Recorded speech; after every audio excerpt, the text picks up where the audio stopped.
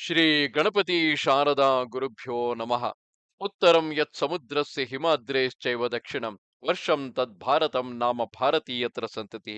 ಶ್ರೋತೃಗಳಿಗೆ ಶ್ರೀ ಸ್ಕಾಂದ ಮಹಾಪುರಾಣದ ಎರಡನೆಯ ವೈಷ್ಣವ ಖಂಡದ ವೈಶಾಖ ಮಾಸ ಮಾಹಾತ್ಮ್ಯದ ನಾರದಾಂಬರೀಷ ಸಂವಾದದಲ್ಲಿ ಶುನಿ ಮೋಕ್ಷ ಪ್ರಾಪ್ತಿ ವರ್ಣನ ಎಂಬ 24ನೆಯ ಅಧ್ಯಾಯಕ್ಕೆ ಸ್ವಾಗತ. ಶ್ರುತದೇವನು ಹೇಳುತ್ತಾನೆ, ರಾಜೇಂದ್ರನೇ, ವೈಶಾಖ ಮಾಸದ ಸಕಲ ತಿಥಿಗಳು ಪುಣ್ಯತಮಗಳಾಗಿದ್ದರೂ ವಿಶೇಷವಾಗಿ ಶುಕ್ಲ ಪಕ್ಷದ ದ್ವಾದಶಿ ತಿಥಿಯು ಸಕಲ ಪಾಪ ಸಮೂಹಗಳನ್ನು ನಾಶಗೊಳಿಸುವುದು. ಯಾರು ಈ ದ್ವಾದಶಿಯ ವ್ರತವನ್ನು ಆಚರಿಸುವುದಿಲ್ಲವೋ ಅವರು ಮಾಡುವ ದಾನಗಳಿಂದಲೂ ತಪಸ್ಸುಗಳಿಂದಲೂ ಉಪವಾಸಗಳಿಂದಲೂ ವ್ರತಾಚರಣೆಗಳಿಂದಲೂ ಯಜ್ಞ ಯಾಗಗಳಿಂದಲೂ ವಾಪಿ ನಿರ್ಮಾಣಾದಿ ಧರ್ಮ ಕಾರ್ಯಗಳಿಂದಲೂ ಫಲವೇನು? ಶ್ರೀಹರಿಗೆ ಪ್ರಿಯ ದಿನವಾದ ಈ ತಿಥಿಯಲ್ಲಿ ಪ್ರಾತಃ ಸ್ನಾನವನ್ನು ಮಾಡಿದವನು ಗಂಗಾ ತೀರದಲ್ಲಿ ಗ್ರಹಣ ಕಾಲದಲ್ಲಿ 1,000 ಗೋವುಗಳನ್ನು ದಾನ ಮಾಡಿದ ಸುಕೃತವನ್ನು ಹೊಂದುವನು. ಯಾವನು ಪವಿತ್ರವಾದ ಈ ದ್ವಾದಶಿಯ ದಿನದಲ್ಲಿ ಯೋಗ್ಯನಾದ ಬ್ರಾಹ್ಮಣನನ್ನು ಕರೆದು ಅನ್ನವನ್ನು ನೀಡುವನೋ ಅವನು ಭೋಜನ ಮಾಡುವ ಒಂದೊಂದು ತುತ್ತಿಗೂ ಕೋಟಿ ಬ್ರಾಹ್ಮಣರಿಗೆ ಭೋಜನ ಮಾಡಿಸಿದ ಪುಣ್ಯವು ಲಭಿಸುವುದು. ಯಾವನು ಜೇನುತುಪ್ಪದೊಡನೆ ತಿಲಪಾತ್ರೆಯನ್ನು ದ್ವಾದಶಿಯ ದಿನದಲ್ಲಿ ದಾನ ಮಾಡುವನೋ ಅವನು ಸಕಲ ಸಂಸಾರ ಬಂಧಗಳನ್ನು ಕಳೆದುಕೊಂಡು ವಿಷ್ಣು ಲೋಕದಲ್ಲಿ ಮಾನ್ಯ ಸ್ಥಾನವನ್ನು ಪಡೆಯುವನು. ಆ ದಿನದ ಹಿಂದಿನ ಏಕಾದಶಿಯ ರಾತ್ರಿಯಲ್ಲಿ ಶ್ರೀಹರಿಯ ಪ್ರೀತಿಗಾಗಿ ಮನುಷ್ಯನು ಜಾಗರಣೆಯನ್ನು ಮಾಡಬೇಕು. ಅಂತಹವನು ಜೀವಂತನಾಗಿಯೇ ಮುಕ್ತನೆನಿಸಿಕೊಳ್ಳುವನು. ಆತನಿಂದ ಸಕಲ ದೇವತೆಗಳು ಸಂತೋಷವನ್ನು ಹೊಂದುವರು. 1,000,000 ಸೂರ್ಯ ಚಂದ್ರ ಗ್ರಹಣಗಳಲ್ಲಿ ಸಕಲ ತೀರ್ಥಗಳಲ್ಲಿಯೂ ಸ್ನಾನವನ್ನು ಮಾಡಿದುದರಿಂದ ಯಾವ ಫಲವುಂಟೋ ಶ್ರೀಹರಿಗೆ ಪ್ರಿಯವಾದ ಆ ದಿನದಲ್ಲಿ ಪ್ರಾತಃ ಕಾಲದ ಸ್ನಾನವನ್ನು ಮಾಡಲು ಮನುಷ್ಯನು ಅದೇ ಫಲವನ್ನು ಪಡೆಯುವನು. ದ್ವಾದಶಿ ದಿನದಲ್ಲಿ ತುಳಸಿಯ ಕೋಮಲಗಳಾದ ದಳಗಳಿಂದ ಮಹಾವಿಷ್ಣುವಿನ ಪೂಜೆಯನ್ನು ಮಾಡಬೇಕು. ಅಂತಹವನು ತನ್ನ ಸಕಲ ಕುಲದವರನ್ನು ಉದ್ಧರಿಸಿ ವಿಷ್ಣು ಲೋಕದಲ್ಲಿ ಅಧಿಪತಿಯಾಗಿರುವನು. ವೈಶಾಖ ಮಾಸದಲ್ಲಿ ವಿಶೇಷವಾಗಿ ತುಳಸಿ ದಳಗಳಿಂದಲೂ ಪುಷ್ಪಗಳಿಂದಲೂ ಅಶ್ವತ್ಥ ವೃಕ್ಷದ ಪೂಜೆಯನ್ನು ಮಾಡಬೇಕು. ಪುಷ್ಪಾದಿ ಪರಿಕರಗಳಿಲ್ಲದಿರಲು ಮಧುಸೂದನನನ್ನು ಅಕ್ಕಿ ಗೋಧಿಗಳೇ ಮುಂತಾದ ಧಾನ್ಯಗಳಿಂದಲಾದರೂ ಪೂಜಿಸಬೇಕು. ಯಮಧರ್ಮನನ್ನು, ಪಿತೃದೇವತೆಗಳನ್ನು, ಗುರುಗಳನ್ನು, ದೇವತೆಗಳನ್ನು, ಮಹಾವಿಷ್ಣುವನ್ನು ಉದ್ದೇಶಿಸಿ ವೈಶಾಖ ಮಾಸದ ಶುಕ್ಲ ದ್ವಾದಶಿಯ ದಿನದಲ್ಲಿ ಯಾವ ಮಾನವನು ಉದಕುಂಭ ಮತ್ತು ದಕ್ಷಿಣಗಳೊಡನೆ ದಧ್ಯನ್ನವನ್ನು ದಾನ ಮಾಡುವನೋ ಅವನಿಗೆ ಲಭಿಸುವ ಪುಣ್ಯ ಫಲವನ್ನು ಕೇಳು. ಪ್ರಯಾಗ ಕ್ಷೇತ್ರದಲ್ಲಿ 1 ಸಂವತ್ಸರದ ಪರ್ಯಂತವೂ ಮನೋಹರಗಳಾದ ಷಡ್ರಸಾನ್ನಗಳಿಂದ ಪ್ರತಿ ದಿವಸವೂ 1,000,000 ಬ್ರಾಹ್ಮಣರಿಗೆ ಯಾವನು ಭೋಜನವನ್ನು ಮಾಡಿಸುವನೋ ಆ ಫಲವನ್ನೇ ದ್ವಾದಶಿ ದಧ್ಯನ್ನ ದಾತೃವು ಪಡೆಯುವನೆಂಬುದು ಮಧುಸೂದನನ ಶಾಸನವಾಗಿರುವುದು. ಈ ದ್ವಾದಶಿ ತಿಥಿಯಲ್ಲಿ ಯಾವನು ಸಾಲಗ್ರಾಮ ಶಿಲೆಯನ್ನು ದಾನ ಮಾಡುವನೋ ಅವನು ಸಕಲ ಪಾಪಗಳಿಂದಲೂ ಮುಕ್ತನಾಗುವನು. ದ್ವಾದಶಿಯ ದಿನದಲ್ಲಿ ಯಾವನು ಮಹಾವಿಷ್ಣುವಿಗೆ ಕ್ಷೀರಾಭಿಷೇಕವನ್ನು ಮಾಡುವನೋ ಅವನು ರಾಜಸೂಯ ಮತ್ತು ಅಶ್ವಮೇಧಗಳೆಂಬ 2 ಮಹಾಯಜ್ಞಗಳನ್ನು ಮಾಡಿದ ಫಲವನ್ನು ಹೊಂದುವನು. ತ್ರಯೋದಶಿಯ ದಿವಸ ಹಾಲು ಮೊಸರುಗಳಿಂದ ಕೂಡಿ ಸಕ್ಕರೆಯಿಂದ ಸಿಹಿಗೊಳಿಸಿರುವ ಪದಾರ್ಥಗಳಿಂದ ಮಹಾವಿಷ್ಣುವಿನ ಪೂಜೆಯನ್ನು ಮಾಡಲು ಆತನು ಸುಪ್ರೀತನಾಗುವನು. ಮತ್ತು ಗಂಗಾಭಿಷೇಕವನ್ನು ಮಾಡುವುದರಿಂದಲೂ ಭಕ್ತನು ಅದೇ ಫಲವನ್ನೇ ಪಡೆಯುವನು ಎಂಬುದರಲ್ಲಿ ಸಂಶಯವಿಲ್ಲ. ಯಾವನು ಸರ್ವವ್ಯಾಪಿಯಾದ ಪರಮಾತ್ಮನನ್ನು ಭಕ್ತಿಯುಕ್ತನಾಗಿ ಪಂಚಾಮೃತಗಳಿಂದ ಸ್ನಾನ ಮಾಡಿಸುವನೋ ಅವನು ತನ್ನ ಕುಲವೆಲ್ಲವನ್ನು ನರಕದಿಂದ ಉದ್ಧರಿಸಿ ವಿಷ್ಣು ಲೋಕದಲ್ಲಿ ಪೂಜ್ಯನಾಗುವನು. ಯಾವನು ಶ್ರೀಹರಿಯ ಪ್ರೀತ್ಯರ್ಥವಾಗಿ ಅಂದಿನ ಸಾಯಂಕಾಲದಲ್ಲಿ ಪಾನಕವನ್ನು ದಾನ ಮಾಡುವನೋ ಅವನು ಸರ್ಪವು ಜೀರ್ಣ ಚರ್ಮವನ್ನು ತ್ಯಜಿಸುವಂತೆ ತನ್ನ ಪಾಪ ಸಮೂಹವನ್ನು ಕಳೆದುಕೊಳ್ಳುವನು. ಯಾವನು ಸಾಯಂಕಾಲದಲ್ಲಿ ಕಕ್ಕರಿಕೆ ಹಣ್ಣಿನ ರಸಾಯನವನ್ನು ದಾನ ಮಾಡುವನೋ ಅವನು ದಾನದ ಫಲವಾಗಿ ಕರ್ಮ ಪಾಶದ ಬಂಧನದಿಂದ ಬಿಡುಗಡೆಯನ್ನು ಹೊಂದುವನು. ಕಬ್ಬಿನ ಜಲ್ಲೆ, ಮಾವಿನ ಹಣ್ಣು, ದ್ರಾಕ್ಷಾ ಫಲಗಳನ್ನು ದಾನ ಮಾಡಿದ ಭಕ್ತನ ಸಂತಾನವು 100 ತಲೆಗಳು ಕಳೆಯುವವರೆಗೂ ವಿಚ್ಛೇದವನ್ನು ಹೊಂದುವುದಿಲ್ಲ. ಶುಕ್ಲ ದ್ವಾದಶಿ ದಿನದ ಸಾಯಂ ಸಮಯದಲ್ಲಿ ಯಾವನು ಇತರರಿಗೆ ಸುಗಂಧ ಲೇಪಗಳನ್ನು ಸಮರ್ಪಿಸುವನೋ ಅವನು ಹೊರಗಿನ ವಾಹನ ಭಯಾದಿ ಸಕಲ ಉಪಘಾತಗಳಿಂದಲೂ ಮುಕ್ತನಾಗುವುದರಲ್ಲಿ ಸಂದೇಹವೇ ಇಲ್ಲವು. ರಾಜೇಶ್ವರನೇ, ವೈಶಾಖ ಮಾಸದ ಶುಕ್ಲ ಪಕ್ಷದ ದ್ವಾದಶಿಯ ದಿನದಲ್ಲಿ ಮಾಡಿದ ಯಾವ ಸ್ವಲ್ಪ ಪುಣ್ಯವಾದರೂ ಅಕ್ಷಯ ಫಲವನ್ನು ಕೊಡುತ್ತದೆ. ಸಕಲ ಜನರ ಸಮಸ್ತ ಪಾತಕಗಳನ್ನು ನಾಶಗೊಳಿಸಿ ಸಕಲ ಕಲ್ಯಾಣಗಳನ್ನು ಒದಗಿಸುವ ಈ ಶುಭ ದಿವಸದ ಮಹಿಮೆಯು ಭೂಲೋಕದಲ್ಲಿ ಯಾರಿಂದ ಪ್ರಖ್ಯಾತವಾಯಿತು ಎಂಬುದನ್ನು ಹೇಳುವೆನು. ಪೂರ್ವದಲ್ಲಿ ಕಾಶ್ಮೀರ ದೇಶದಲ್ಲಿ ದೇವವೃತನೆಂಬ ಹೆಸರುಳ್ಳ ಬ್ರಾಹ್ಮಣೋತ್ತಮನೊಬ್ಬನಿದ್ದನು. ಆತನಿಗೆ ಮಾಲಿನಿ ಎಂಬ ಸರ್ವಾಂಗ ಸುಂದರಿಯಾದ ಮಗಳೊಬ್ಬಳಿದ್ದಳು. ಆಕೆಯನ್ನು ಮಹಾಪ್ರಾಜ್ಞನಾದ ಸತ್ಯಶೀಲನೆಂಬ ಬ್ರಾಹ್ಮಣ ಶ್ರೇಷ್ಠನಿಗೆ ಕೊಟ್ಟು ಮದುವೆ ಮಾಡಿದನು. ಆತನು ವಿವಾಹ ಕಾರ್ಯವನ್ನು ಮುಗಿಸಿಕೊಂಡು ಹೆಂಡತಿಯನ್ನು ಕರೆದುಕೊಂಡು ತನ್ನ ವಾಸಸ್ಥಳವಾದ ಯವನ ದೇಶವನ್ನು ಕುರಿತು ಪ್ರಯಾಣ ಮಾಡಿದನು. ಆಕೆಯು ರೂಪ ಯೌವನಗಳಿಂದ ಕೂಡಿದ್ದರೂ ಆತನಿಗೆ ಪ್ರಿಯ ಪತ್ನಿಯಾಗಲಿಲ್ಲ. ಆತನು ಕ್ರೂರಿಯಾಗಿ ಯಾವಾಗಲೂ ಆಕೆಯ ವಿಷಯದಲ್ಲಿ ದ್ವೇಷವನ್ನೇ ತೋರಿಸುತ್ತಿದ್ದನು. ಮಹಾರಾಜನೇ, ಆಕೆಯನ್ನುಳಿದು ಆತನು ಮತ್ತೆ ಯಾವ ಸ್ತ್ರೀಯರನ್ನು ದ್ವೇಷಿಸುತ್ತಿರಲಿಲ್ಲ. ಅದರಿಂದ ಆತನಲ್ಲಿ ಆಕೆಯು ಕೋಪಗೊಂಡವಳಾಗಿ ಆತನನ್ನು ವಶಪಡಿಸಿಕೊಳ್ಳುವ ಅಭಿಲಾಷೆಯುಳ್ಳವಳಾಗಿದ್ದಳು. ರಾಜೇಂದ್ರನೇ, ಆಕೆಯು ಪೂರ್ವದಲ್ಲಿ ಗಂಡಂದಿರಿಂದ ಪರಿತ್ಯಕ್ತರಾದ ಕೆಲವು ಸ್ತ್ರೀಯರಲ್ಲಿ ಈ ವಿಷಯವನ್ನು ಪ್ರಸ್ತಾಪಿಸಿದಳು. ಅವರೆಲ್ಲರೂ ಆಕೆಗೆ ಹೇಳತೊಡಗಿದರು, ನಿನ್ನ ಪತಿಯು ನಿನಗೆ ವಶನಾಗುವನು. ಗಂಡಂದಿರಿಂದ ತ್ಯಕ್ತರಾಗಿ ಅವಮಾನಗೊಂಡಿರುವ ನಮಗೆ ಈ ವಿಷಯದಲ್ಲಿ ನಿಶ್ಚಯ ಜ್ಞಾನ ಉಂಟಾಗಿರುವುದು. ಹಿಂದೆ ನಾವೆಲ್ಲರೂ ಒಂದಾನೊಂದು ಔಷಧವನ್ನು ಪ್ರಯೋಗಿಸಲು ನಮ್ಮ ಪತಿಗಳೆಲ್ಲರೂ ನಮ್ಮ ಸ್ವಾಧೀನಕ್ಕೆ ಒಳಪಟ್ಟರು. ನೀನು ಹಿಂದೆ ಯೋಗಿನಿಯ ಬಳಿಗೆ ಹೋಗು. ಆಕೆಯು ನಿನಗೆ ಪರಮ ಪವಿತ್ರವಾದ ಔಷಧವೊಂದನ್ನು ಕೊಡುವಳು. ಈ ವಿಷಯದಲ್ಲಿ ನೀನು ಸಂದೇಹಗೊಳ್ಳಬೇಡ. ಖಂಡಿತವಾಗಿಯೂ ಪತಿಯು ನಿನಗೆ ದಾಸ ಸದೃಶನಾಗುವನು. ಮಹಾರಾಜನೇ, ಅವರ ಮಾತುಗಳನ್ನು ಕೇಳಿ ಮಾಲಿನಿಯು ಆ ಯೋಗಿನಿಯ ವಾಸಸ್ಥಾನವನ್ನು ಸೇರಿದಳು. ದುಶ್ಚರಿತ್ರೆಯಾದ ಆಕೆಯು ಅವಳ ಕೈಯಿಂದ ಅಸಮಾನವಾದ ಔಷಧವೊಂದನ್ನು ಕೊಟ್ಟಳು. ಆಕೆಯು ಸಂಭ್ರಮದಿಂದ ಆ ಯೋಗಿನಿಯ ಗುಡಿಸಲಿನ ಬಳಿಗೆ ಬಂದಳು. ಅವಳ ಪರ್ಣಶಾಲೆಯು 100 ಕಂಬಗಳುಳ್ಳದ್ದಾಗಿ ವಿಶಾಲವೂ ತೇಜೋಯುಕ್ತವೂ ಅತ್ಯಂತ ನೂತನವೂ ಆಗಿ ಕಂಗೊಳಿಸುತ್ತಿದ್ದಿತು. ಆ ಯೋಗಿನಿಯಾದರೂ ಅವಳ ಸಮ್ಮುಖದಲ್ಲಿ ನಿಂತಳು. ಅವಳು ಉತ್ತಮವಾದ ವಸ್ತ್ರದ ಪ್ರಾವರಣವನ್ನು ಅಂದರೆ ಬುರಿಕೆಯನ್ನು ಧರಿಸಿದವಳಾಗಿ ಉತ್ತವಾದ ಜಡೆಗಳನ್ನು ಹೊಂದಿ ತೇಜಸ್ಸಿನಿಂದ ಮೆರೆಯುತ್ತಿದ್ದಳು. ತನ್ನ ಪರಿಚಾರಿಕೆಯರಿಂದ ಕೂಡಿದವಳಾಗಿ ಮೆಲ್ಲ ಮೆಲ್ಲಗೆ ಸುತ್ತಲೂ ನೋಡುತ್ತಿದ್ದಳು. ಕೈಯಲ್ಲಿ ಅಕ್ಷಮಾಲೆಯನ್ನು ಹಿಡಿದು ಜಪವನ್ನು ಮಾಡುತ್ತಿದ್ದಳು. ಇಂತಹ ಯೋಗಿನಿಯನ್ನು ಮಾಲಿನಿಯು ವಶೀಕರಣದ ಔಷಧಿಯನ್ನು ಕೊಡುವಂತೆ ಪ್ರಾರ್ಥಿಸಿದಳು. ಆಕೆಯು ಅವಳ ಗಂಡನಿಗೆ ಕ್ಷೋಭೆಯನ್ನುಂಟು ಮಾಡಿ ಆಕೆಯಲ್ಲಿ ಅನುರಾಗವನ್ನು ಹುಟ್ಟಿಸುವುದಕ್ಕೆ ಉಚಿತವಾದ ಒಂದು ವಶೀಕರಣ ಮಂತ್ರವನ್ನು ಉಪದೇಶಿಸಿದಳು. ಬಳಿಕ ಮಾಲಿನಿಯು ಆ ಯೋಗಿನಿಗೆ ನಮಸ್ಕರಿಸಿ ದಿವ್ಯವಾದ ಒಂದು ಉಂಗುರವನ್ನು ಸಮರ್ಪಿಸಿದಳು. ಆ ಉಂಗುರವು ವಜ್ರಗಳಿಂದಲೂ ಮಾಣಿಕ್ಯಗಳಿಂದಲೂ ಖಚಿತವಾದುದು, ಕೆಂಪಾದ ಕಾಂತಿಯೊಡಗೂಡಿದುದು, ಮೃದುವಾದ ಅಪರಂಜಿಯ ಚಿನ್ನದಿಂದ ಮಾಡಲ್ಪಟ್ಟದು, ಸೂರ್ಯನ ರಶ್ಮಿಗಳಿಗೆ ಸಮಾನವಾದ ಕಾಂತಿಯುಳ್ಳದ್ದುದು ಆಗಿದ್ದಿತು. ಆ ಯೋಗಿನಿಯಾದರೂ ತನ್ನ ಪಾದ ತಳದಲ್ಲಿ ಸಮರ್ಪಿಸಲ್ಪಟ್ಟಿರುವ ಅಮೂಲ್ಯವಾದ ಆ ಉಂಗುರವನ್ನು ಕಂಡು ಸಂತೋಷಗೊಂಡಳಲ್ಲದೆ ಗಂಡನಿಂದ ಅವಮಾನಿತಳಾದ ಮಾಲಿನಿಯ ಅಂತರಂಗವನ್ನು ಚೆನ್ನಾಗಿ ಅರಿತಳು. ಭೂಪಾಲಕನೇ, ಬಳಿಕ ಅಹಿತಗಳಲ್ಲಿಯೇ ನಿರತಳಾಗಿದ್ದ ಆ ತಾಪಸಿಯು ಆಕೆಗೆ ಹೇಳತೊಡಗಿದಳು, ರಕ್ಷೆಯಿಂದ ಅಂದರೆ ಯಂತ್ರದಿಂದ ಒಡಗೂಡಿದ ಈ ಚೂರ್ಣವು ಸಕಲ ಭೂತಗಳನ್ನು ವಶಪಡಿಸಿಕೊಳ್ಳುವ ಶಕ್ತಿಯುಳ್ಳದ್ದಾಗಿರುವುದು.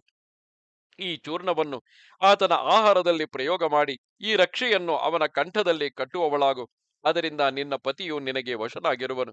ಬೇರೆ ಯಾವ ಸುಂದರಿಯನ್ನು ಅವನು ಸೇರಲಾರನು. ನೀನು ಎಷ್ಟೇ ದುರಾಚಾರ ನಿರತಳಾಗಿದ್ದರೂ ಅವನು ಒಂದು ಅಪ್ರಿಯ ವಚನವನ್ನಾದರೂ ಆಡುವುದಿಲ್ಲ. ಇಂತೆಂದ ಯೋಗಿನಿಯ ಮಾತುಗಳನ್ನು ಕೇಳಿ ಆಕೆಯು ಚೂರ್ಣವನ್ನು ರಕ್ಷೆಯನ್ನು ತೆಗೆದುಕೊಂಡು ಪುನಃ ತನ್ನ ಪತಿಯ ಮನೆಗೆ ಹಿಂತಿರುಗಿದಳು. ಮಾರನೆಯ ದಿನದ ಪ್ರಾತಃ ಕಾಲದಲ್ಲಿ ಆ ಚೂರ್ಣವು ಹಾಲಿನಲ್ಲಿ ಬೆರೆಸಲ್ಪಟ್ಟು ಗಂಡನಲ್ಲಿ ಪ್ರಯೋಜಿತವಾಯಿತು. ಆ ರಕ್ಷಾಯಂತ್ರವು ಗಂಡನ ಕೊರಳಿನಲ್ಲಿ ಕಟ್ಟಲ್ಪಟ್ಟಿತು. ಮೂಢಳಾದ ಆಕೆಯು ಈ ವಿಷಯದಲ್ಲಿ ದೀರ್ಘಾಲೋಚನೆಯನ್ನೇ ಮಾಡಲಿಲ್ಲ. ಎಲೈ ಮಹಾರಾಜವರಿಯನೇ, ಪತಿಯಾದ ಸತ್ಯಶೀಲನು ಆ ಚೂರ್ಣ ಸಹಿತವಾದ ಹಾಲನ್ನು ಕುಡಿದುದರ ಫಲವಾಗಿ ಕ್ಷಯರೋಗ ಸಹಿತನಾಗಿ ದಿನ ದಿನಕ್ಕೂ ಕೃಶನಾಗುತ್ತಿದ್ದನು. ಗುಹ್ಯ ಪ್ರದೇಶದಲ್ಲಿ ದುಷ್ಟ ವ್ರಣವೊಂದು ಸಂಭವಿಸಿ ಅದರಲ್ಲಿ ಭಯಂಕರಗಳಾದ ಕ್ರಿಮಿಗಳುಂಟಾದವು. ರಾಜನೇ, ಕೆಲವು ದಿನಗಳು ಕಳೆಯಲಾಗಿ ಪತಿಗೆ ಕುಳಿತುಕೊಳ್ಳುವುದು ಅಸಾಧ್ಯವಾಗಿ ಪರಿಣಮಿಸಿತು. ಬಳಿಕ ಅವಳು ಸ್ವೇಚ್ಛೆಯಾಗಿ ವಿಹರಿಸುತ್ತಾ ವಿಟ್ ಪುರುಷರನ್ನೇ ಕೂಡಿಕೊಂಡು ದುರಾಚಾರ ನಿರತಳಾಗಿದ್ದಳು. ಆಗ ಪತಿಯು ನಿಸ್ತೇಜಸ್ಕನಾಗಿ ಇಂದ್ರಿಯಗಳ ಪಾಶಕ್ಕೆ ಸಿಕ್ಕಿ ವ್ಯಾಕುಲ ಪಡುತ್ತಾ ಅವಳನ್ನು ಕುರಿತು ಇಂತೆದ್ದನು, ಮಂಗಳಾಂಗಿಯೇ, ಹಗಲು ರಾತ್ರಿಗಳಲ್ಲಿಯೂ ರೋಗದಿಂದ ನರಳುತ್ತಾ ಆಕ್ರಂದನ ಮಾಡುತ್ತಿರುವ ನಾನು ನಿನಗೆ ದಾಸನಾಗಿರುವೆನು. ನಿನ್ನನ್ನು ಶರಣು ಹೊಂದಿರುವ ನನ್ನನ್ನು ಕಾಪಾಡು. ಮತ್ತೆ ಯಾವ ಸ್ತ್ರೀಗಳನ್ನು ನಾನು ಅಪೇಕ್ಷಿಸುವುದಿಲ್ಲ. ಶ್ರುತಿಕೀರ್ತಿ ಮಹಾರಾಜನೇ, ಗಂಡನ ಈ ಮಾತುಗಳು ಗೂಢಾರ್ಥವನ್ನು ತಿಳಿದು ಆ ಮಾಲಿನಿಯು ಭಯಗ್ರಸ್ತಳಾದಳು. ಗಂಡನು ಪರಲೋಕಗತನಾಗಲು ತಾನು ಅಲಂಕಾರಾದಿಗಳನ್ನು ಧರಿಸಲು ಅವಕಾಶವಿಲ್ಲವಾದುದರಿಂದ ಆತನು ಜೀವಿಸಿರಬೇಕೆಂದು ಇಚ್ಛಿಸಿದಲೇ ಹೊರತು ಆತನ ಹಿತದಲ್ಲಿ ಎಂದಿಗೂ ಆಸಕ್ತಿಯುಳ್ಳವಳಲ್ಲ. ವೇಗವಾಗಿ ಪುನಃ ಯೋಗಿನಿಯ ಬಳಿಗೆ ಹೋಗಿ ಸಕಲ ವೃತ್ತಾಂತವನ್ನು ಅವಳಿಗೆ ನಿವೇದಿಸಿದಳು. ಆತನ ದಾಹವು ಶಾಂತವಾಗಲು ಯೋಗಿನಿಯು 2ನೇ ಔಷಧವನ್ನು ಕೊಟ್ಟಳು. ಆ ಔಷಧವನ್ನು ಆತನಿಗೆ ಸೇವಿಸುವುದಕ್ಕೆ ಕೊಡಲು ಕ್ಷಣಮಾತ್ರದಲ್ಲಿಯೇ ಅವನು ನಿರೋಗಿಯಾದನು. ಬಳಿಕ ಆತನು ಗೃಹಕೃತ್ಯವನ್ನು ನಡೆಸುವುದಕ್ಕೆ ನಿಮಿತ್ತ ಮಾತ್ರನಾಗಿ ಕೇವಲ ವಿಟಪುರುಷನಿಗೆ ಸಮಾನನಾಗಿ ಮನೆಯಲ್ಲಿ ಓಡಾಡಿಕೊಂಡಿದ್ದನು. ಸಕಲ ವರ್ಣಗಳಲ್ಲಿ ಜನಿಸಿದ ವಿಟಪುರುಷರು ಆ ಮನೆಯಲ್ಲಿ ವಾಸ ಮಾಡುತ್ತಿದ್ದರು. ಗಂಡನಾದರೂ ಹೆಂಡತಿಯ ವಿಷಯದಲ್ಲಿ ಒಂದು ಮಾತನ್ನಾದರೂ ಆಡಲು ಶಕ್ತನಾಗಿರಲಿಲ್ಲ. ಕೆಲವು ಕಾಲದ ಮೇಲೆ ಆ ದೋಷದಿಂದಲೇ ಅವಳಿಗೆ ಸರ್ವಾಂಗಗಳಲ್ಲಿಯೂ ಮೂಳೆಗಳನ್ನು ಭೇದಿಸುವ ಪ್ರಳಯ ಕಾಲದ ಯಮನಿಗೆ ಸಮಾನಗಳಾದ ಕ್ರಿಮಿಗಳು ಕಾಣಿಸಿಕೊಂಡವು. ಅವುಗಳಿಂದ ಮೂಗು, ನಾಲಿಗೆ, ಕಿವಿಗಳು, ಸ್ತನಗಳು, ಬೆರಳುಗಳು ಸಂಪೂರ್ಣ ನಾಶವಾಗಿ ಕುಂಟುತನವು ಪ್ರಾಪ್ತವಾಯಿತು. ಆ ರೋಗದಿಂದಲೇ ಅವಳು ಮೃತಳಾಗಿ ಬಹು ವಿಧವಾದ ನರಕ ಯಾತನೆಗಳನ್ನು ಅನುಭವಿಸಿದಳು. 15 ಆಯುತ ಅಂದರೆ 1.5 ಲಕ್ಷ ವರ್ಷಗಳವರೆಗೂ ತಾಮ್ರ ಭಾಂಡದಲ್ಲಿ ಬೇಯಿಸಲ್ಪಟ್ಟಳು. 100 ಜನ್ಮಗಳಲ್ಲಿ ಮತ್ತೆ ಮತ್ತೆ ನಾಯಿಯಾಗಿ ಜನಿಸಿದಳು. ಎಲ್ಲ ಜನ್ಮಗಳಲ್ಲಿಯೂ ಅವಳಿಗೆ ಮೂಗು, ಕಿವಿ, ಬಾಲ, ಕಾಲುಗಳ ಭಗ್ನತೆಯುಂಟಾಗಿ ಯಾವಾಗಲೂ ತಲೆಯಲ್ಲಿ ಕ್ರಿಮಿಗಳು ತುಂಬಿಕೊಂಡಿರಲು ಮನೆ ಮನೆಯಲ್ಲಿಯೂ ಪೆಟ್ಟು ತಿನ್ನುತ್ತಿದ್ದಳು. ಬಳಿಕ ಸವ್ವೀರ ದೇಶಸ್ಥನಾದ ಪದ್ಮಬಂಧುವೆಂಬ ಬ್ರಾಹ್ಮಣೋತ್ತಮನ ದಾಸಿಯ ಮನೆಯಲ್ಲಿ ಬಹುವಿಧ ರೋಗಯುಕ್ತವಾದ ಹೆಣ್ಣು ನಾಯಿಯಾಗಿ ಜನಿಸಿದಳು. ಮೂಗು, ಕಿವಿ, ಬಾಲ, ಕಾಲುಗಳು ಛೇದವನ್ನು ಹೊಂದಿರಲು ಕಾತರುಗೊಂಡು ತಲೆಯ ತುಂಬ ಕ್ರಿಮಿಗಳನ್ನು ಹೊಂದಿ ಕ್ರಿಮಿಪೂರಿತ ಯೋನಿಯುಳ್ಳವಳಾಗಿದ್ದಳು. ಮಹಾರಾಜನೇ, ಇಂತು ಆ ಹೆಣ್ಣು ನಾಯಿಯ ಜನ್ಮದಲ್ಲಿಯೂ ಅವಳಿಗೆ 30 ವರ್ಷಗಳು ಕಳೆದು ಹೋದವು. ಒಮ್ಮೆ ಅವಳ ಕರ್ಮದ ಪರಿಪಕ್ವದ ದೆಸೆಯಿಂದಲೂ ದೈವಾನುಗ್ರಹದಿಂದಲೂ ಸೂರ್ಯನು ಮೇಷರಾಶಿಗತನಾದ ವೈಶಾಖ ಮಾಸದಲ್ಲಿ ಶುಕ್ಲ ಪಕ್ಷದ ದ್ವಾದಶಿ ದಿನದಲ್ಲಿ ಪದ್ಮಬಂಧು ಬ್ರಾಹ್ಮಣನ ಪುತ್ರನೊಬ್ಬನು ನದಿಯಲ್ಲಿ ಸ್ನಾನವನ್ನು ಮಾಡಿಕೊಂಡು ಶುಚಿರ್ಭೂತನಾಗಿ ಒತ್ತೆಯ ಬಟ್ಟೆಯಲ್ಲಿಯೇ ಮನೆಗೆ ಹಿಂತಿರುಗಿದನು. ಬಳಿಕ ತುಳಸಿ ಬೃಂದಾವನದ ಬಳಿಗೆ ಬಂದು ತನ್ನ ಪಾದಗಳೆರಡನ್ನೂ ತೊಳೆದುಕೊಂಡನು. ಆ ಬೃಂದಾವನದ ಕೆಳಗಡೆಯಲ್ಲಿಯೇ ಹೆಣ್ಣು ನಾಯಿಯು ನಿದ್ರೆಯನ್ನು ಮಾಡುತ್ತಿದ್ದಿತು. ಸೂರ್ಯೋದಯವಾಗುವುದಕ್ಕೆ ಮುಂಚೆಯೇ ನಾಯಿಯು ಆ ಬ್ರಾಹ್ಮಣನ ಪಾದೋದಕದಿಂದ ಪ್ರೋಕ್ಷಿತವಾಯಿತು. ಅದರ ಫಲವಾಗಿ ಕ್ಷಣದಲ್ಲಿಯೇ ಸಕಲ ಪಾತಕಗಳೂ ನಾಶವಾಗಲು ಅದಕ್ಕೆ ಪೂರ್ವ ಜನ್ಮಗಳ ಸ್ಮರಣೆಯುಂಟಾಯಿತು. ಪೂರ್ವದಲ್ಲಿ ತಾನು ಮಾಡಿದ ದುಷ್ಕೃತ್ಯಗಳೆಲ್ಲವನ್ನೂ ಸ್ಮರಿಸಿಕೊಂಡು ಆ ನಾಯಿಯು ಆ ಬ್ರಾಹ್ಮಣನನ್ನು ಕುರಿತು ಕರುಣೆಯುಂಟಾಗುವಂತೆ ದೀನ ಸುರದಿಂದ, ಮಹಾಮುನಿಯೇ, ನನ್ನನ್ನು ಕಾಪಾಡು ಎಂಬುದಾಗಿ ಪುನಃ ಪುನಃ ಆಕ್ರಂದನವನ್ನು ಮಾಡಿತು. ಭಯದಿಂದ ಕೂಡಿದುದಾಗಿ ತನ್ನ ಪೂರ್ವಾಚಾರವೆಲ್ಲವನ್ನೂ ಸ್ಮರಿಸಿಕೊಂಡು ಗಂಡನಿಗೆ ವಿಷಪ್ರಯೋಗವನ್ನು ಮಾಡಿದುದು, ತನ್ನ ದುಶ್ಚಾರಿತ್ರ ಮೊದಲಾದ ಸಕಲ ವೃತ್ತಾಂತವನ್ನು ಆ ಮುನೀಂದ್ರನಿಗೆ ಭಿನ್ನವಿಸಿತು. ಬ್ರಾಹ್ಮಣೋತ್ತಮನೇ, ಯಾವ ಇತರ ಸ್ತ್ರೀಯು ಗಂಡನ ವಿಷಯದಲ್ಲಿ ವಶ್ಯಾದಿಗಳನ್ನು ಪ್ರಯೋಗಿಸುವಳೋ ಅವಳ ಧರ್ಮಾಚರಣೆಯೆಲ್ಲವೂ ವ್ಯರ್ಥವಾಗಿ ಅವಳು ತಾಮ್ರ ಭಾಜರ ನರಕದಲ್ಲಿ ತಾಪಕ್ಕೆ ಗುರಿಯಾಗುವಳು. ಸ್ತ್ರೀಯಳಿಗೆ ಗಂಡನೇ ಯಜಮಾನನು, ಅವನೇ ಗುರುವು, ಅವನೇ ಸರ್ವೋತ್ತಮವಾದ ದೈವತವು. ಸಾಧು ಸ್ತ್ರೀಯಾದವಳು ಆತನಿಗೆ ಅಹಿತವನ್ನು ಆಚರಿಸಿ ಹೇಗೆ ತಾನೇ ಸೌಖ್ಯವನ್ನು ಪಡೆದಾಳು. ಅಂತಹ ಹೆಂಗಸು ಹಿರಿಯ ಯೋನಿಗಳಲ್ಲಿ 100 ಜನ್ಮಗಳನ್ನು ಪಡೆದು 100 ಕೋಟಿ ಕ್ರಿಮಿಗಳ ಬಾಧೆಯನ್ನು ಸಹಿಸಬೇಕಾಗುವುದು. ಎಲೈ ಭೂಸುರನೇ, ಆದುದರಿಂದ ಸ್ತ್ರೀಯರು ತಮ್ಮ ಗಂಡಂದಿರ ಮಾತುಗಳನ್ನೇ ಕೇಳುತ್ತಾ ವಿಧೇಯರಾಗಿ ನಡೆದುಕೊಳ್ಳಬೇಕು. ಅಂತಹ ದುಶ್ಚರಿತ್ರೆಯಾದ ನಾನು ನಿನ್ನ ದೃಷ್ಟಿಪಥಕ್ಕೆ ಬಿದ್ದಿರುವೆನು. ಈಗ ನನ್ನನ್ನು ಉದ್ಧರಿಸದಿದ್ದರೆ ನಾನು ಯಾತನೆಗಳ ನೆಲವೀಡಾದ ನೀಚ ಯೋನಿಯಲ್ಲಿ ಪುನಃ ಜನ್ಮವನ್ನು ತಾಳಬೇಕಾಗುವುದು. ಬ್ರಾಹ್ಮಣನೇ, ಆದುದರಿಂದ ವೈಶಾಖ ಮಾಸದ ಶುಕ್ಲ ಪಕ್ಷದಲ್ಲಿ ಮಾಡಿದ ಸುಕೃತವನ್ನು ದಾನ ಮಾಡುವುದರಿಂದ ದುಷ್ಕಾರ್ಯ ನಿರತಳು, ಪಾಪ ಚರಿತ್ರೆಯುಳ್ಳವಳು ಆದ ನನ್ನನ್ನು ಉದ್ಧಾರ ಮಾಡು. ಬ್ರಾಹ್ಮಣೋತ್ತಮನೇ, ನೀನು ವೈಶಾಖ ಶುಕ್ಲ ದ್ವಾದಶಿಯ ಪುಣ್ಯವರ್ಧಕವಾದ ವ್ರತವನ್ನು ಆಚರಿಸಿರುವೆಯಷ್ಟೇ. ಅಂದಿನ ದಿನದಲ್ಲಿ ಮಾಡಿದ ಸ್ನಾನ, ದಾನ, ಬ್ರಾಹ್ಮಣ ಭೋಜನಾದಿಗಳಿಂದ ಯಾವ ಪುಣ್ಯವನ್ನು ಪಡೆದಿರುವೆಯೋ ಅದನ್ನು ದುಷ್ಟಚಾರಿತ್ರಳಾದ ನನಗೆ ಅನುಗ್ರಹಿಸು. ಅದರಿಂದಲೇ ನನಗೆ ಮೋಚನೆಯುಂಟಾಗುವುದು. ಆ ತಿಥಿಯ ದಿವಸದ ಪ್ರಾತಃ ಕಾಲದಲ್ಲಿ ಬ್ರಾಹ್ಮಣನು ಮನೆಯಲ್ಲಿಯೇ ಸ್ನಾನವನ್ನು ಮಾಡಿದರೂ ಸಹ ಸಕಲ ತೀರ್ಥಗಳಲ್ಲಿ ಮಿಂದ ಫಲವನ್ನು ಹೊಂದುವನು ಎಂಬ ವಿಷಯದಲ್ಲಿ ಸಂದೇಹವಿಲ್ಲ. ಆ ದ್ವಾದಶಿಯ ದಿನದಲ್ಲಿ ಮಾಡಿದ ತಪಸ್ಸು, ದಾನ, ಹೋಮ, ದೇವತಾರ್ಚನೆ ಮುಂತಾದ ಸಕಲ ಸತ್ಕರ್ಮಗಳು ಅಕ್ಷಯ ಗುಣಿತವಾದ ಫಲವನ್ನು ಕೊಡುವವೆಂದು ತಿಳಿಯಬೇಕು. ಈ ವಿಧವಾದ ಫಲವು ನಿನ್ನಲ್ಲಿ ಯಾವುದಿರುವುದೋ ಅದೆಲ್ಲವನ್ನು ನನಗೆ ದಾನ ಮಾಡು. ದ್ವಾದಶಿಯ ದಿನ ಉಪವಾಸವನ್ನು ಮಾಡಿ ತ್ರಯೋದಶಿಯ ದಿನದಲ್ಲಿ ಪಾರಣೆಯನ್ನು ಮಾಡಿದ ಯಾವ ಪುಣ್ಯವಿರುವುದೋ ಅದನ್ನು ಸಹ ನನಗೆ ಈಗಲೇ ಧಾರೆ ಎರೆದು ಕೊಡು. ಅದರಿಂದ ನನಗೆ ಮೋಕ್ಷವು ಲಭಿಸುವುದು. ಮಹಾಭಾಗನೇ, ದೀನಾನುಕಂಪಿಯೇ, ದೀನಳಾದ ನನ್ನಲ್ಲಿ ದಯೆಯನ್ನು ತೋರು. ನಿನ್ನ ನಾಥನು ಜಗದೊಡೆಯನು ಆದ ಜನಾರ್ದನನು ದೀನಾನಾಥರಿಗೆ ನಾಥನಾಗಿರುವನಲ್ಲವೇ? ಆತನ ಭಕ್ತರು ಆತನಂತೆಯೇ ಇರುವರು. ರಾಜನು ಹೇಗೆ ಮೇಲ್ಪಂಕ್ತಿಯನ್ನಿಡುವನೋ ಪ್ರಜೆಗಳು ಹಾಗೆಯೇ ನಡೆದುಕೊಳ್ಳುವರು. ಯಮಧರ್ಮನ ಅಧಿಕಾರವನ್ನು ಧ್ವಂಸ ಮಾಡಿರುವ ಮಹನೀಯನೇ, ಅತ್ಯಂತ ಕಷ್ಟದಲ್ಲಿ ನರಳುತ್ತಿರುವ ನನ್ನನ್ನು ಕಾಪಾಡು. ದೀನಾನುಕಂಪಿಯಾದ ನೀನು ನಿನ್ನ ಮನೆಯ ಬಾಗಿಲಿನಲ್ಲಿ ವಾಸಿಸುತ್ತಿರುವ ಹೆಣ್ಣು ನಾಯಿಯಾಗಿರುವ ದೀನಳಾದ ನನ್ನನ್ನು ಅನುಗ್ರಹಿಸು. ಈ ದ್ವಾದಶಿ ಶುಭತಿಥಿಯು 1,000 ಬ್ರಹ್ಮಹತ್ಯೆಗಳ ಪಾಪವನ್ನು, 1,000 ಗೋಹತ್ಯೆಗಳನ್ನು, ಕೋಟಿ ಅಗಮ್ಯ ಸ್ತ್ರೀಯರ ಸಂಘದ ದೋಷವನ್ನು ಸುಟ್ಟು ಬಿಡುವುದು. ಮಹಾಮುನಿಯೇ, ಆ ಶುಭ ತಿಥಿಯಲ್ಲಿ ನೀನು ಗಳಿಸಿರುವ ಮಹಾ ಪುಣ್ಯವೆಲ್ಲವನ್ನು ನನಗೆ ದಾನ ಮಾಡು. ಅನೇಕ ಕಷ್ಟಗಳಲ್ಲಿ ತೊಳಲಿ ಬಳಲಿ ಉದ್ವಿಗ್ನಳಾಗಿರುವ ದೀನಳಾದ ನನ್ನನ್ನು ಉದ್ಧಾರ ಮಾಡು. ಕೊನೆಯದಾಗಿ ಬ್ರಾಹ್ಮಣೋತ್ತಮನಾದ ನಿನಗೆ ಪುನಃ ಪುನಃ ನಮಸ್ಕಾರಗಳನ್ನು ಹೇಳುತ್ತಿರುವೆನು. ಇಂತೆಂದ ನಾಯಿಯ ಮಾತುಗಳನ್ನು ಕೇಳಿ ಆ ಬ್ರಾಹ್ಮಣ ಪುತ್ರನು ಅದನ್ನು ಕುರಿತು ಹೇಳತೊಡಗಿದನು. ನಾಯಿಯೇ, ಸಕಲ ಜಂತುಗಳು ಪೂರ್ವಕರ್ಮದ ಫಲವನ್ನೇ ಸುಖ ದುಃಖಗಳ ರೂಪದಲ್ಲಿ ಅನುಭವಿಸುತ್ತಿರುವರು. ಆದುದರಿಂದ ನೀಚ ಯೋನಿ ಜನಿತೆಯು ಪಾಪಕೃತ್ಯ ನಿರತಳು ಆದ ನೀನು ಯಾವ ಪುಣ್ಯ ಕಾರ್ಯವನ್ನು ಮಾಡಬಲ್ಲೆ? ಹಿಂದೆ ಗಂಡನಾದ ಬ್ರಾಹ್ಮಣನು ಚೂರ್ಣ ರಕ್ಷಾದಿ ನೀಚೋಪಾಯಗಳಿಂದ ನಿನ್ನ ವಶವರ್ತಿಯಾಗಿ ಮಾಡಲ್ಪಡಲಿಲ್ಲವೇ? ಸಾಧುಗಳ ವಿಷಯದಲ್ಲಿ ಮಾಡಿದ ಸ್ವಲ್ಪವಾದ ಪಾಪವು ದುಃಖಕಾರಕವೇ ಆಗಿ ಪರಿಣಮಿಸುವುದು. ಸಾಧುಗಳಿಗೆ ಮಾಡಿದ ಸೇವಾದಿ ಪುಣ್ಯ ಕರ್ಮವು ಮನುಷ್ಯನ ದುಃಖಗಳನ್ನೆಲ್ಲ ಪರಿಹರಿಸುವುದು. ಆದರೆ ಪಾಪಿಷ್ಠರಾದವರಿಗೆ ಮಾಡಿದ ಸತ್ಕರ್ಮ ದುಷ್ಕರ್ಮಗಳೆರಡೂ ಕೇವಲ ನಿಷ್ಫಲಗಳಾಗಿಯೇ ಪರಿಣಮಿಸುವವು. ಅಲ್ಲದೆ ವಿಷಸರ್ಪಕ್ಕೆ ಆಹಾರವಾಗಿ ಕೊಟ್ಟ ಸಕ್ಕರೆ ಬೆರೆಸಿದ ಹಾಲಿನಂತೆ ಅವರಿಗೆ ಮಾಡಿದ ಉಪಕಾರವು ವಿಪರೀತವಾಗಿಯೇ ಪರಿಣಮಿಸುವುದು. ಹೇಗೆ ಹಾವುಗಳ ಪಯಃಪಾನವು ಕೇವಲ ವಿಷವರ್ಧಕವಾಗುವುದೋ, ಹಾಗೆಯೇ ಪಾಪಿಗಳಲ್ಲಿ ಮಾಡಿದ ಉಪಕಾರವು ಪಾಪಕರವೇ ಆಗುವುದು. ಮುನಿಪುತ್ರನು ಎಂತು ಪ್ರತ್ಯುತ್ತರವನ್ನು ಕೊಡುತ್ತಿರಲು ಕೇವಲ ದುಃಖದ ರೂಪವಾಗಿಯೇ ಕಾಣುತ್ತಿದ್ದ ಆ ನಾಯಿಯು ಬಹುವಾಗಿ ಪ್ರಲಾಪವನ್ನು ಮಾಡುತ್ತಾ ಪುನಃ ಉಚ್ಚ ಸ್ವರದಿಂದ ಕೂಗುತ್ತಾ ಆತನ ತಂದೆಯನ್ನು ಕುರಿತು ಮಾತನಾಡತೊಡಗಿತು. ಪದ್ಮಬಂಧುವೆ, ನಿನ್ನ ಮನೆಯ ಬಾಗಿಲಿನಲ್ಲಿ ವಾಸಿಸುತ್ತಿರುವ ಹೆಣ್ಣು ನಾಯಿಯಾದ ನನ್ನನ್ನು ಸಂರಕ್ಷಿಸು. ನಿತ್ಯವೂ ನಿನ್ನ ಉಚ್ಚಿಷ್ಟವನ್ನು ಭೋಜನ ಮಾಡುತ್ತಿರುವ ನನ್ನನ್ನು ನೀನೇ ಕಾಪಾಡಬೇಕು. ಮಹಾತ್ಮನಾದ ಗೃಹಸ್ಥನಿಗೆ ಮನೆಯ ಪೋಷ್ಯ ವರ್ಗದಲ್ಲಿ ಯಾರು ಯಾರಿರುವರೋ ಅವರೆಲ್ಲರ ಉದ್ಧಾರವು ಯಜಮಾನನ ಕರ್ತವ್ಯವೆಂಬುದಾಗಿ ವೇದಗಳನ್ನು ತಿಳಿದವರ ಮತವಾಗಿರುವುದು. ಚಂಡಾಲರಾಗಲಿ ಕಾಗೆಗಳಾಗಲಿ ನಾಯಿಗಳಾಗಲಿ ಪ್ರತಿನಿತ್ಯದಲ್ಲಿಯೂ ಯಾರ ಮನೆಯ ಬಲಿಯನ್ನು ಭೋಜನ ಮಾಡುತ್ತಿರುವರೋ ಅವರೆಲ್ಲರೂ ಗೃಹಸ್ಥನಾದವನ ದಯೆಗೆ ಉತ್ತಮ ಪಾತ್ರಗಳಾಗಿರುವರು. ಪೋಷ್ಯವರ್ಗಕ್ಕೆ ಸೇರಿದ ಅಶಕ್ತನನ್ನು ರೋಗಾದಿ ಪೀಡಿತನನ್ನು ಕಾಪಾಡದಿರುವ ಗೃಹಸ್ಥನು ಅಧೋಲೋಕಗಳಲ್ಲಿ ಬೀಳುವುದರಲ್ಲಿ ಸಂದೇಹವಿಲ್ಲವೆಂಬುದೇ ವೇದಶಾಸ್ತ್ರಜ್ಞರ ಅಭಿಪ್ರಾಯವಾಗಿರುವುದು. ಲೋಕಗಳ ಕರ್ತೃವಾದ ಶ್ರೀಮನ್ನಾರಾಯಣನು ಜಗತ್ಸೃಷ್ಟವಾದ ಬ್ರಹ್ಮದೇವನೊಬ್ಬನನ್ನೇ ಸೃಜಿಸಿ ತನ್ನ ಅಂಶರೂಪವಾದ ಆತನ ಮೂಲಕವಾಗಿಯೇ ಸಕಲ ಪ್ರಾಣಿಗಳನ್ನು ಸಂರಕ್ಷಿಸುತ್ತಿರುವನು. ಆ ಶ್ರೀಹರಿಯೇ ಹೆಂಡತಿ ಮಕ್ಕಳೆಂಬ ಅನೇಕ ರೂಪಗಳಾಗಿ ವ್ಯಾಜದಿಂದ ಕಾಣುತ್ತಿರುವನು. ಆದುದರಿಂದ ಪೋಷ್ಯವರ್ಗದವರ ಸಂರಕ್ಷಣೆಯು ಆತನ ಆಜ್ಞೆಯನ್ನು ಪಾಲಿಸುವ ಕ್ರಮವೇ ಆಗಿರುವುದು.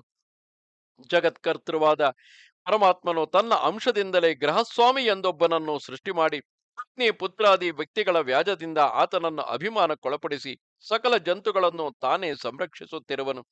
ಆದುದರಿಂದ ಆತನ ಆಜ್ಞಾನುಸಾರವಾಗಿಯೇ ಪೋಷ್ಯವರ್ಗದ ಸಂರಕ್ಷಣೆಯು ನಡೆಯುತ್ತಿರುವುದಲ್ಲವೇ? ಯಾವನು ಇಂತು ದೈವಯೋಗದಿಂದ ನಿಯಮಿತವಾಗಿರುವ ತನ್ನ ಭೃತ್ಯವರ್ಗದ ರಕ್ಷಣೆಯನ್ನು ತ್ಯಜಿಸಿ ಇತರ ವಿಷಯಗಳಲ್ಲಿ ವ್ಯಗ್ರವಾದ ಬುದ್ಧಿಯುಳ್ಳವನಾಗುವನೋ ಅವನೇ ದೈವದ್ರೋಹಿಯು. ತನ್ನ ಸಕಲ ಕರ್ಮವನ್ನು ನಾಶ ಮಾಡಿಕೊಂಡು ನೀಚಗಳಾದ ಪಾತಾಳಾದಿ ಯಮಲೋಕಗಳಿಗೆ ಹೋಗಿ ದುಃಖಗಳನ್ನು ಅನುಭವಿಸುವನು. ನಿನ್ನ ಕರ್ತವ್ಯವಾಗಿರುವುದರಿಂದಲೂ ನೀನು ದಯಾಳುವಾಗಿರುವುದರಿಂದಲೂ ದುರ್ಬುದ್ಧಿಯುಳ್ಳ ನನ್ನನ್ನು ಉದ್ಧಾರ ಮಾಡು. ಹಿಂತೆಂದು ದುಃಖದಿಂದ ಬಳಲುತ್ತಿರುವ ಆ ಹೆಣ್ಣು ನಾಯಿಯ ಆಕ್ರಂದನವನ್ನು ಕೇಳಿ ಮುನಿಪುತ್ರನು ಮನೆಯೊಳಕ್ಕೆ ಹೋಗುತ್ತಿದ್ದನು. ಆ ಕಾಲಕ್ಕೆ ಸರಿಯಾಗಿ ದಯಾ ಸಮುದ್ರನಾದ ಪದ್ಮಬಂಧುವು ಸಂಭ್ರಮದಿಂದ ಮನೆಯನ್ನು ಬಿಟ್ಟು ಹೊರಕ್ಕೆ ಬರುತ್ತಿದ್ದನು. ನಿನ್ನ ವೃತ್ತಾಂತವೇನೆಂದು ತಂದೆಯು ನಾಯಿಯನ್ನು ಕೇಳುತ್ತಿರಲು ಮಗನು ನಡೆದ ವೃತ್ತಾಂತವೆಲ್ಲವನ್ನು ಭಿನ್ನವಿಸಿದನು. ಆತನು ಮಗನ ಮಾತುಗಳೆಲ್ಲವನ್ನು ಕೇಳಿ ವಿಸ್ಮಯಗೊಂಡು ಇಂತೆಂದು ಹೇಳತೊಡಗಿದನು.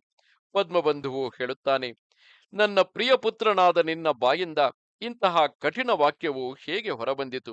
ಸುಮುಖನೇ, ಸಾಧುಗಳೆಂದಿಗೂ ಈ ವಿಧವಾದ ಮಾತುಗಳನ್ನು ಬಾಯಿಯಲ್ಲಿ ಹೊರಡಿಸುವುದಿಲ್ಲವಷ್ಟೇ. ನಾವು ತಮ್ಮ ಸೌಖ್ಯಗಳನ್ನೇ ಸಾಧಿಸಿಕೊಳ್ಳುವ ಪಾಪಿ ಜನಗಳು ನಿತ್ಯವೂ ಪರಿಭವಗಳನ್ನು ಹೊಂದುತ್ತಿರುವರು. ಮಗನೇ, ಲೋಕವನ್ನು ನೋಡಿದೆಯಾ? ಸಕಲ ಜನರು ಪರೋಪಕಾರವನ್ನು ಮಾಡುವ ಬುದ್ಧಿಯಿಂದಲೇ ವರ್ತಿಸುತ್ತಿರುವರಲ್ಲವೇ?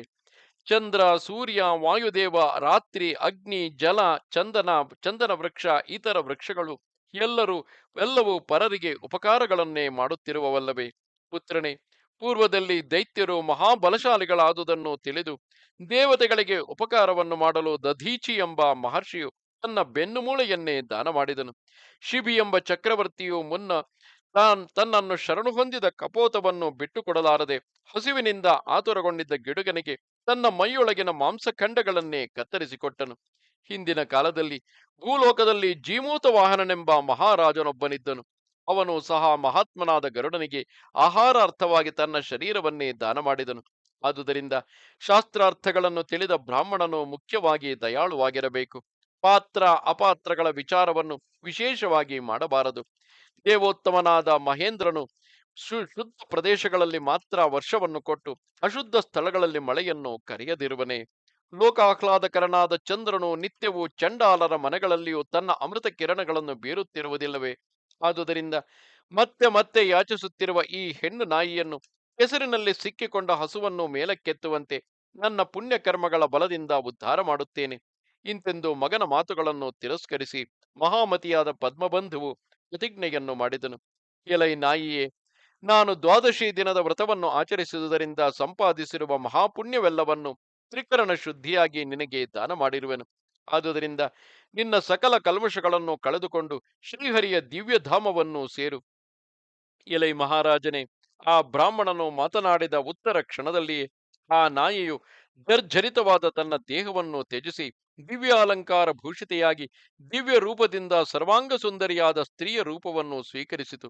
ಆ ಸ್ತ್ರೀಯು 100 ಸೂರ್ಯರ ಕಾಂತಿಯಿಂದ ಬೆಳಗುತ್ತಾ ಸಾವಿತ್ರಿಗೆ ಸಮಾನಳೆನಿಸಿ ಕಂಗೊಳಿಸುತ್ತಿದ್ದಳು. ಅವಳು ಆ ಬ್ರಾಹ್ಮಣೋತ್ತಮನಿಗೆ ನಮಸ್ಕರಿಸಿ ಆತನ ಅಪ್ಪಣೆಯನ್ನು ಪಡೆದು ದೇಹಕಾಂತಿಯಿಂದ 10 ದಿಕ್ಕುಗಳನ್ನು ಬೆಳಗಿಸುತ್ತಾ ಸ್ವರ್ಗಲೋಕಕ್ಕೆ ಹೊರಟು ಹೋದಳು. ಬಹಳ ಕಾಲದವರೆವಿಗೂ ದೇವಲೋಕದಲ್ಲಿ ಮಹಾಭೋಗಗಳನ್ನು ಅನುಭವಿಸಿದ ಬಳಿಕ ಭೂಲೋಕದಲ್ಲಿ ನರನಾರಾಯಣ ರೂಪಿಯಾದ ಶ್ರೀಹರಿಗೆ ಊರ್ವಶಿ ಎಂಬ ನಾಮದಿಂದ ಪ್ರಖ್ಯಾತಳಾದ ಮಗಳಾಗಿ ಜನಿಸಿದಳು. ವೈಶಾಖ ಶುದ್ಧ ದ್ವಾದಶಿ ವ್ರತದ ಫಲದ ಪ್ರಭಾವದಿಂದ ಆ ಸ್ತ್ರೀರತ್ನವು ದೇವತೆಗಳ ಅತ್ಯಂತ ಪ್ರೀತಿಗೆ ಪಾತ್ರಳಾಗಿ ಅಪ್ಸರಸೆಯಾಗಿ ಸ್ವರ್ಗದಲ್ಲಿಯೇ ನಿಂತಳು. ಯಾವುದನ್ನು ನೋಡಲು ಸತ್ಪುರುಷರು ಕೂಡ ಮೋಹಗೊಳ್ಳುವರೋ, ಯಾವುದು ಯೋಗಿಗಳಿಗೆ ಮಾತ್ರ ಪ್ರಾಪ್ಯವಾಗಿ ಅಗ್ನಿಯಂತೆ ಪ್ರಕಾಶಿಸುತ್ತಾ ಸುಂದರವೂ ಸರ್ವೋತ್ತಮವೂ ಆದ ಪರಮಾರ್ಥ ರೂಪವೇ ಆಗಿರುವುದೋ ಅಂತಹ ಸುಂದರ ರೂಪವನ್ನು ತಳೆದು ಹೆಣ್ಣು ನಾಯಿಯು ದೇವತೆಯಾಗಿ ಮೆರೆಯುತ್ತಿದ್ದಳು. ಬಳಿಕ ಪದ್ಮಬಂಧುವೆಂಬ ಆ ಬ್ರಾಹ್ಮಣೋತ್ತಮನು ಸಕಲ ಪುಣ್ಯಗಳನ್ನು ಸಂಪಾದಿಸಿಕೊಡುವುದು, ಮಧುಸೂದನನಿಗೆ ಪ್ರಾಣದಂತೆ ಪ್ರಿಯವಾಗಿರುವುದು ಆದ ಆ ದ್ವಾದಶಿ ತಿಥಿಯ ವ್ರತವನ್ನು ಲೋವೇಟೆ ಎಂಬ ಹೆಸರಿನಿಂದ ಭೂಮಂಡಲದಲ್ಲೆಲ್ಲ ವಿಸ್ತರಿಸುವಂತೆ ಮಾಡಿ ಶಾಶ್ವತವಾಗಿ ನಡೆಯುವಂತೆ ನೆಲೆಗೊಳಿಸಿದನು. 3 ಲೋಕಗಳಲ್ಲಿಯೂ ಆ ಬ್ರಾಹ್ಮಣನಿಂದ ಪ್ರಖ್ಯಾತವಾದ ದ್ವಾದಶಿ ವ್ರತವು 1,000,000 ಸೂರ್ಯಚಂದ್ರರ ಗ್ರಹಣಾಚರಣೆಗಳಿಗಿಂತಲೂ ಅಧಿಕ ಫಲದಾಯಕವು, ಸಕಲ ವ್ರತಾದಿಗಳ ರೂಪಗಳಿಗಿಂತಲೂ ಅಧಿಕ ಪುಣ್ಯ ರೂಪವುಳ್ಳದ್ದು, ಸಕಲ ಯಜ್ಞಗಳನ್ನು ಮೀರಿದ ಮಹಿಮೆಯುಳ್ಳದ್ದು ಆಗಿರುವುದು. ಇಲ್ಲಿಗೆ 81,000 ಶ್ಲೋಕಗಳ ಸಂಹಿತೆಯೆಂದು ಪ್ರಸಿದ್ಧವಾದ ಶ್ರೀ ಸ್ಕಾಂದ ಮಹಾಪುರಾಣದ 2ನೆಯ ವೈಷ್ಣವ ಖಂಡದ ವೈಶಾಖ ಮಾಸ ಮಹಾತ್ಮ್ಯದ ನಾರದಾಂಬರೀಷ ಸಂವಾದದಲ್ಲಿ ಶುನಿ ಮೋಕ್ಷ ಪ್ರಾಪ್ತಿ ವರ್ಣನ ಎಂಬ 24ನೆಯ ಅಧ್ಯಾಯವು ಮುಗಿದುದು. ನಮಸ್ತೆ ಶಾರದೆ ದೇವಿ ಕಾಶ್ಮೀರ ಪುರವಾಸಿನಿ ತ್ವಾಮಹಂ ಪ್ರಾರ್ಥೆಯೇ ನಿತ್ಯಂ ವಿದ್ಯಾದಾನಂಚ ದೇಹಿಮೆ. ನಮಸ್ಕಾರ.